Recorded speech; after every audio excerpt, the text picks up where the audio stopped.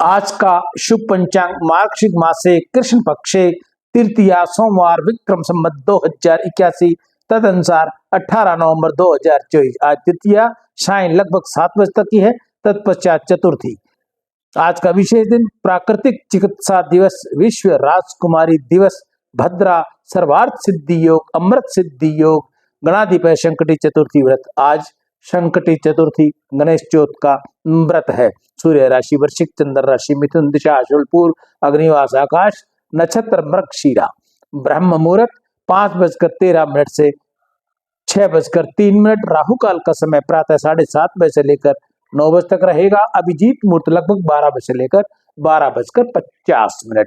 भद्रा का समय सुबह लगभग 8 बजे से लेकर शाम को लगभग 7 बजे तक रहेगा। 21 नवंबर को भद्रा गंडमूल रवि योग, सर्वार्थ सिद्धि योग, अमृत सिद्धि योग, गुरु पुष्प योग। 22 नवंबर को काल भैरव जयंती, 23 नवंबर को श्री काल भैरव अष्टमी, 24 नवंबर को सर्वार्थ सिद्धि योग, 26 नवंबर को उत्तना एकादशी व्रत, 28 नवंबर को प्रदोष व्रत, 30 नवंबर को 10 अमावस्या अन्नवाधान, 1 दिसंबर को विश्व एड्स दिवस, इष्टि मार्गशीर्ष अमावस्या, 3 दिसंबर को चंद्रादश। राम, मैं ईशु हरवानी हनुमान गट्टा हूँ राजस्थान से। रोज आपको लाइव गंगा दर्शन दिखाता हूँ, वह पंचांग दिखाता हूँ, सुनाता हूँ। कल हमारी कथा चल रही थी भगवत प्रेम की प्राप्ति कैसे हो। परमात्मा की प्राप्ति तो होती ही नहीं, किंतु इस लोक में उसकी जितनी कीर्ति होनी चाहिए उतनी भी नहीं होती, और मरने पर स्वर्ग की प्राप्ति में भी कमी आ जाती है। अतः इस लोक में भी नुकसान है और परलोक में भी नुकसान है। ये शास्त्र मत और युक्ति सम्मत है। इस प्रकार समझदार मनुष्य को उत्तम से उत्तम पद्धति के अनुसार अपना जीवन बिताना चाहिए।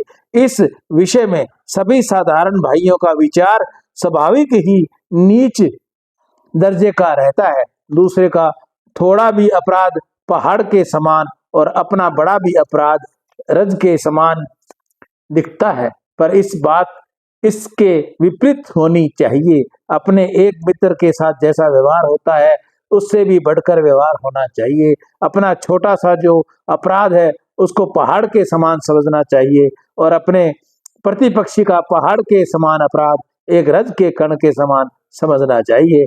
जैसे कि श्री रामचंद्र जी महाराज ने मित्र के लिए कहा, निज दुख गिरि सम रज करि जाना, मित्रक दुख रज मेरु समाना। अपना दुख रज कण के भी न समझे तो और भी उत्तम है। मित्र के प्रति जो इस प्रकार की समझता उसकी निंदा की गई है। जे न मित्र दुख होई दुखारी, तिनहि बिलोकत पावत भारी। जो अपने मित्र के दुख को देखकर दुखी नहीं होता, वह पुरुष इतने नीच दर्जे का है कि उसका कोई दर्शन करे तो उसे बड़ा भारी पाप लगता है।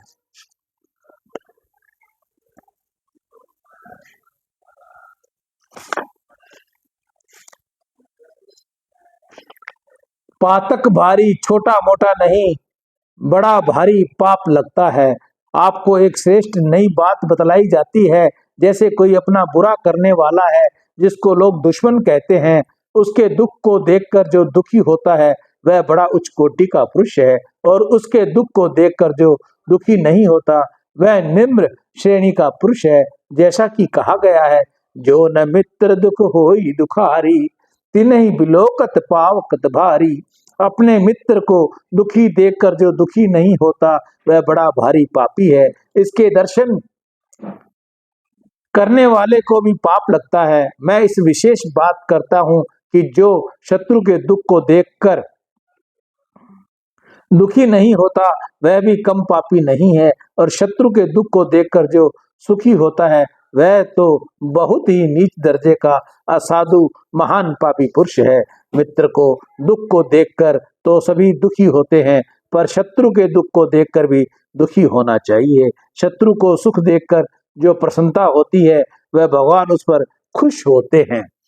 ऐसे एक बात आपको रहस्य की बतलाई जाती है कि एक पार्टी हमारी है, एक पार्टी आपकी है, और दोनों पार्टी मतभेद हैं। उसमें से मेरी पार्टी यदि कसूर है तो दूसरी पार्टी से मुझे क्षमा प्रार्थना करनी चाहिए। हमारी पार्टी के लोग हमारे ऊपर नाराज हो सकते हैं, अपराध हमारी पार्टी का है, ये बात सच्ची होने से ईश्वर यहाँ आपको हमको कोई दंड नहीं मिल सकता। हम सबके क्षमा प्रार्थना करें तो हमारे लिए इस लोक में गौरव की बात है, परलोक में हमारे लिए महान लाभ है। दूसरी पार्टी का अपराध होने पर भी हमें उसको दंड भुगतान नहीं, ये हमारे लिए गौरव की बात है। उसका अपमान न हो और नीचा न दिखाना, उसके अपराध को अपराध न मानना, ये अपनी पार्टी को समझना चाहिए। यदि अपनी पार्टी अपराध है, दूसरा सच्चा है, तो अपनी पार्टी को प्रेम से समझाना चाहिए कि अपने घर में समझने की बात है, अपराध तो हम लोगों का ही है, उसका थोड़ी है। ऐसी परिस्थितियों में उल्टा हम उनको कसूर समझे तो हमारे लिए अपराध की बात है। हमारी अपनी पार्टी का पक्ष उस अवस्था में बिल्कुल नहीं करना चाहिए। हमारे लिए उस समय मौन रहना ही अपराध है और पक्ष लेना ही पाप है। उनको हर प्रकार से समझकर अपराध के लिए माफी मांग लेनी चाहिए। अपनी पार्टी तो अपने ही, दूसरों की पार्टी भी अपने हो जाते हैं। इससे अच्छा असर होता है। जो अपने शत्रु पर भी अपना अधिकार जमा लेता है, वह अच्छा और श्रेष्ठ पुरुष समझा जाता है। अभिमान और स्वार्थ को त्यागने से, मन में विनय भाव होने से तथा मन के निरंतरता के कारण यह बात होती है। यह बात सबसे बढ़कर है। मनुष्य शरीर पाकर यदि हमें ऐसा नहीं किया तो फिर हमारे लिए बहुत ही दुख और लज्जा की बात है। हम मनुष्य कहलाते हैं तो हमारा काम उच्च कोटि के मनुष्य के समान होना चाहिए। मनुष्य भी श्रेष्ठ पुरुषों की भांति हमारा काम होना चाहिए। इसी में हमारा इस लोक और परलोक में कल्याण है। यह असली सुधार की बात है। बहुत दिनों तक भजन करने से जिस कार्य की सिद्धि नहीं होती, वह इसके अनुसार चलने से नहीं हो सकती है। मान बढ़ाई, प्रतिष्ठा, अहंता, ममता, आसक्ति और स्वार्थ कामना का त्याग और साथ में विनय का प्रेम युक्त व्यवहार एकदम निष्काम भाव से केवल भक्त प्राप्ति के उद्देश्य करने से भगवत की प्राप्ति बहुत शीघ्र हो जाती है। भजन ध्यान से भगवत प्राप्ति तभी होती है जब तक निष्काम भाव से हो। सकाम भजने से भी आत्मा का सुधार और उद्धार होता है, किंतु उसमें विलंब होता है। सकाम भजन ध्यान एक तरफ और निष्काम अर्थात अभिमान रहित सबका उद्धार, उच्च कोटि का व्यवहार दूसरों की तरह जो उच्च कोटि को त्याग कर व्यवहार ही श्रेष्ठ होता है।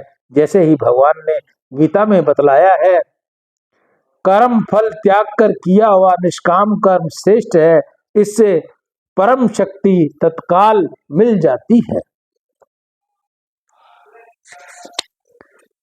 प्रेम और शरणागति। प्रेम का वास्तविक वर्णन हो नहीं सकता। प्रेम जीवन को प्रेम में बना देता है। प्रेम गूंगे को गुड़ है। प्रेम का आनंद अवर्णनीय होता है। रोमांच, अनुष्पात, प्रकंप आदि और उसके ब्रह्म लक्षण है। भीतर के रस प्रवाह को कोई कहे भी तो कैसे, वह धारा तो उमड़ी हुई आती है और हृदय में अप्लावित कर डालती है। पुस्तकों में प्रेमियों की कथा पढ़ते हैं, किंतु सच्चे प्रेमी का दर्शन तो आज दुर्लभ ही है। परमात्मा सच्चा प्रेमी एक ही व्यक्ति करोड़ों जीवों की पवित्रता कर डालता है। बरसते हुए मेघ जिधर से निकलते हैं उधर की ही धारा तर कर देते हैं। इसी प्रकार प्रेमी और प्रेमी की वर्षा से यावत चराचर को तर कर देता है। प्रेमी के दर्शन मात्र से ही हृदय तर हो जाता है और लहलहाता उठता है। तुलसीदास महाराज जी ने कहा है, मोरे मन प्रभु अस विश्वासा, राम ते अधिक राम कर दासा, राम सिंधु घन सज्जन धीरा, चंदन तरु हरि संत समीरा। मनुज जल लेकर मेघ उसे बरसाते हैं और वह बड़ा ही उपकारी होता है। भगवान समुद्र है और संत मेघ है। भगवान से ही प्रेम लेकर संत संसार का प्रेम बरसाते हैं। और जिस प्रकार मेघ जल नदियों नालों से होकर पृथ्वी को उर्वरा बनाते हुए समुद्र में प्रवेश कर जाता है, ठीक उसी प्रकार संत भी प्रेम की वर्षा कर अंत में प्रभु को प्रभु में ही समर्पित कर देता है। प्रभु चंदन के वृक्ष हैं और संत हवा की तरह, जिस प्रकार हवा चंदन को सुगंधियों को दिग्ध गंध में फैला देती है, उसी प्रकार संत भी प्रभु की दिव्य गंध को प्रभावित करते हुए संत को देखकर प्रभु की स्मृति आती है। अतएव संत प्रभु के स्वरूप है। जैसे पपैया और किसान तो केवल मेघ के ही आश्रित हैं, उसी प्रकार श्रद्धालु पुरुष भी केवल संतों के ही आश्रित रहते हैं। प्रेम की वाणी और नेत्र आदि से प्रेम वर्षा होती रहती है, उसका मार्ग प्रेम से पूर्ण होता है। वह जहाँ जाता है वहाँ की कण कण में, हवा में, धूलि में उसके स्पर्श के कारण प्रेम ही प्रेम दृष्टि गोचर होता है, उसका स्पर्श ही प्रेम में होता है, स्नेह से ओत प्रोत होता है। अब प्रश्न ये उपस्थित होता है कि यह प्रेम कैसे प्राप्त हो। इस संबंध में गोस्वामी जी ने कहा है, बिनु सत्संग न हरि कथा तेहि बिन मोहन भाग, मोह गए बिनु राम पद, होई न दृढ़ विश्वास सियावर राम जय जय राम, मेरे प्रभु राम जय जय राम।